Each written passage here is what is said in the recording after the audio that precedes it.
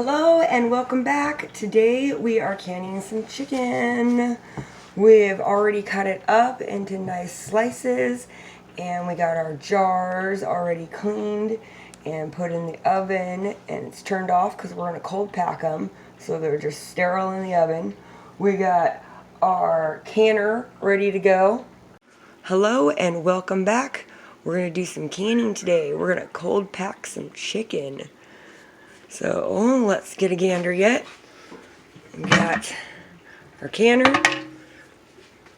It's got some water down in there, about 2.5 inches. My canner holds 7 jars. Oh, that's hard to do. Okay. And we got our lids. They're warming up, getting ready. And we got our jars, which I washed, cleaned, put them in here, got them all nice and warm, and then turned it off. So they're room temperature now because we're going to cold pack chicken. So we got everything ready. So we got our jars, they're room temperature, and we're going to start packing our chicken. I'll cut this all up so it would be easier to do at the same time. So, get in there. So, I'm going to drop our back a little bit. Okay, so we're going to just drop those in there. Okay. Drop those on there like that. You're going to kind of squish it down so you get the air out. Okay. And I did little slices instead of cubes. Usually I do cubes, but I went with little slices this time. And we gotta remember our headspace, which in this case is like 1.5 inches, which is approximately right where this first ring is, right here. So pop that out.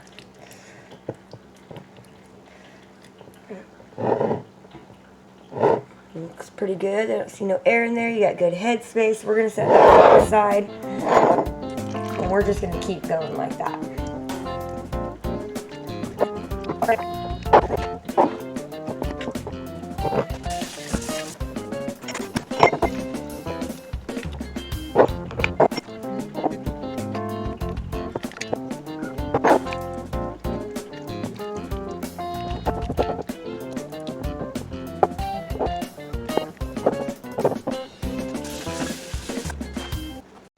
Okay, we got our jars filled with our meat, and the next thing we're going to do is put a little salt in it.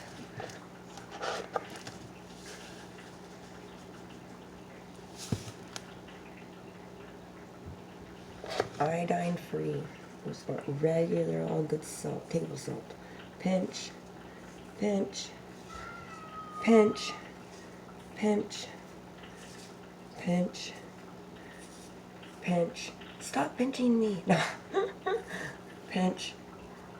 Alright, that should do it. And then before we're going to put our lids on that are in their hot water, we have to clean off our rims. So, take a nice, fresh, clean towel here, and we're going to go all the way around and make sure it's completely cleaned off from any salt, any meat, anything that's going to inhibit the seal. So I do each one and then I go over and fish out the top. Okay, we have our lids in some water, warm. That warms up the rim on the outside so it will seal better. We're going to magnet fish this guy out of here. Hello.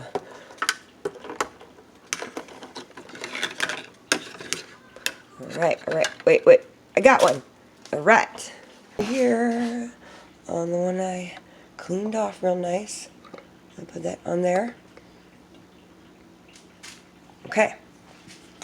Ta-da! Take the ring. Finger tighten it down. There you go. Set that one aside. That one's ready to go into the canner.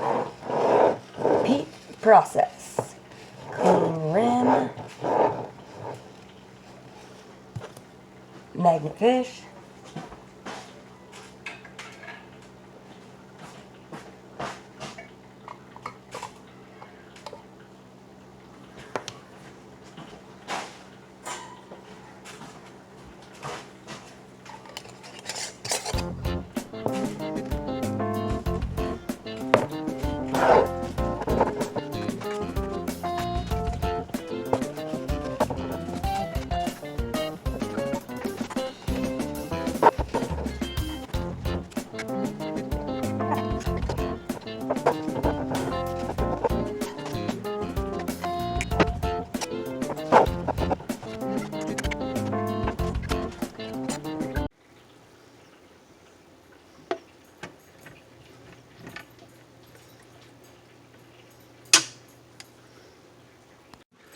So we have our 7-pint wide mouth jars full of chicken, and we are ready.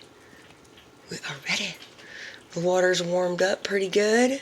We're going to go ahead and put the lid on it. Alright, let's get this lid on here. Let's line it up here. Let's see here. There, I hear it. Okay, got suction on it. Got it closed. Good.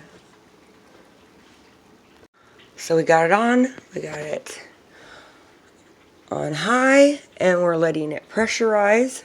We're waiting for a steady stream to come out of here for about 10 minutes. 10 minutes before we put our weights on according to this recipe at our elevation. Alright, you guys, while we're waiting for the canner to pressurize, we're going to take a little garden break. And I want to let you guys know that I'm not a professional canner. I am not here to teach you how to can. I am simply showing what we do and how I learned how to do these things. So one of the first things I want to talk about when it comes to information on it is a book. Hard copy book. Books are great, you guys. Okay, so this is the Blue Ball Preserving and Canning Guide. Pick this one up at the thrift store, and it's got all your basic recipes: meats, corn, eggplant, broccoli, beets, just randomly opened up here, you know. And it's got meats in here, and it will tell you what your pressure is due to your altitude and how long to pressurize it for. And here's another good one that I got here, and this is canning and freezing and freeze drying. So this tells you how to preserve any other foods before you put them in your freezer. A lot to do with blanching and things like that and stuff like that. So this is a good book too. Pick that one up from the thrift store too. Let's see. Guide on canning meats and poultry. Huh? Yeah? Alright. Home canning, preserving, freezing, and drying. And it shows you like how you'd make a syrup if you're doing fruits.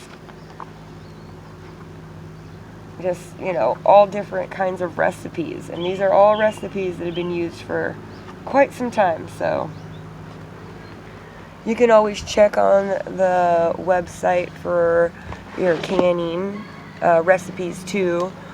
If you find some you like, I would definitely print them out in hard copy. Just in case you don't have access to the internet, you'll have your recipes. So all of you starting out canning on your great canning journey, get yourselves some hard copies of your recipes. Let's go check the canner and see if it's pressurized. There we go.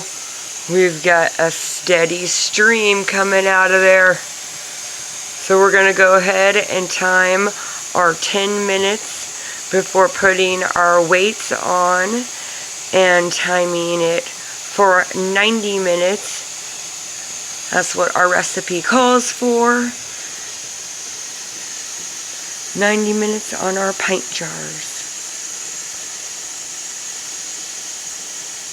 So it's been 10 minutes and we've had a steady stream all the way through. And we're going to put on our weights according to our recipe. So there we got 10, 15. After we got our weights on, we're just waiting for it to start doing that classic sound of the jiggling back and forth that canners do. And then we can time it for the 90 minutes that our recipe calls for. There we go. Here's the last one out of the canner. And look at that, you guys. It's still bubbling. It means it's still boiling in its own juices. Delicious. Oh yeah. It's hot. You need them grabbers. Alright, so that's 1, 2, 3, 4, 5, 6, 7 cans of meat, shelf stable and ready to go.